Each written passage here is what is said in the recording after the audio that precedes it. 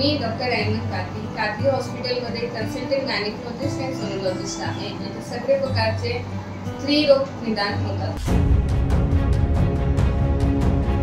आज़ादी बचाओ news channel में सभी दर्शकों का स्वागत है।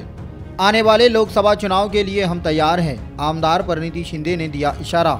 दरअसल 28 दिसंबर को होने वाले कांग्रेस के स्थापना दिवस पर नागपुर में कांग्रेस पार्टी के राष्ट्रीय नेता की अध्यक्षता में विशाल रैली और भव्य सभा के आयोजन की तैयारी की जा रही है, जहां सोलापुर शहर कांग्रेस भवन में आमदार परिणीति शिंदे जी की अध्यक्षता में एक महत्वपूर्ण बैठक ली गई, जहां उन्होंने सभी नेता, पदाधिकारी और कार्यकर्ताओं को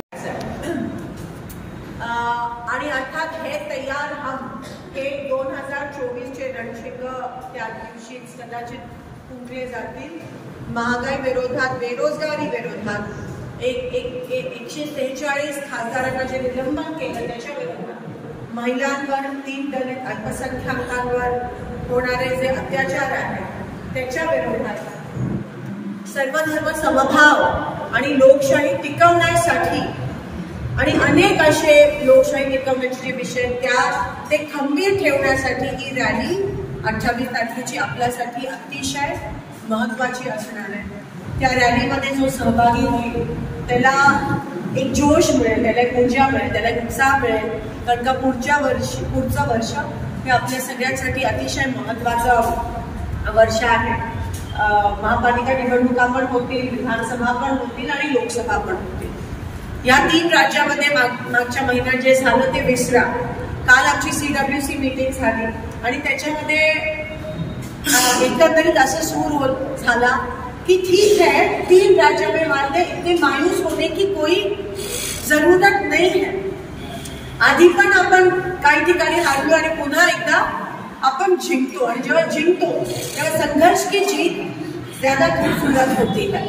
आणि एक गोष्ट लक्षात घेणं गरजेचं आहे की ह्या 3-4 राज्यांची निवडणूक ही मोदींसाठी खूप महत्त्वाची होती, आणि म्हणून त्यांनी त्यांचा प्रतिष्ठेला लावून कोणत्याही हद्दीला जाऊन ते 5 राज्य जिंकणं खूप महत्त्वाचं होतं। म्हणून त्यांनी काहीतरी केलं, काय केलं, कसं केलं त्यावर मला आता चर्चा करायची नाहीये, कारण का आपण दुसऱ्या गोष्टीवर दोष न देता आपण सज्ज राहणं पण महत्त्वाचं, नाहीतर आपण दुसऱ्या गोष्टीवर दोष देऊ आणि आपण जर सज्ज राहिलो तर त्यात अर्थ नाही। तेलंगणा एवढंच चांगलं जिंकलं, आपण त्या BRSच्या जबड्यातून खेचून घेऊन आपण तेलंगणा एवढं महत्त्वाचं राज्य जिंकलं, तिकडे आपला मुख्यमंत्री झाला। आणि तुमच्या माहितीसाठी या 3 राज्य जे आपण हरलो तिकडे आपली वोट शेअर जी आहे ती कमी झाली नाहीये, ती उलट काढली आहे आपली वोटिंग शेअर। म्हणून आपल्याला मतदान मिळणारे लोक कमी झाले नाहीये, फक्त इंडिपेंडेंट्स किंवा इतर छोटे पक्ष जे आहेत त्यांचे मताधिक्य वाढलं। आणि अर्थात प्रत्येक स्टेटचं काही ना काहीतरी इंटरनल गणित असतं, इंटरनल पॉलिटिक्स असतं, ज्याच्यामुळे लिडरशिपला पण काही सूचना त्या ठिकाणी त्या दिवशी मिळाल्या।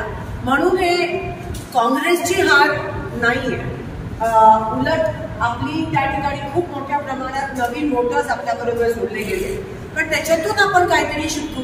2024 चे लोकसभा निवडणुका आपण लढणार आहोत आणि अर्थात महाविकास आघाडीच्या माध्यमातून महाराष्ट्रामध्ये मला तुम्हाला सांगायला आनंद वाटतो की महाविकास आघाडी नवीन सर्वेमध्ये महाविकास आघाडी एकत्र राहिली आहे, इंडिया अलायन्स एकत्र राहिला तर महाविकास आघाडीला खूप मोठ्या प्रमाणात यश मिळणार आहे।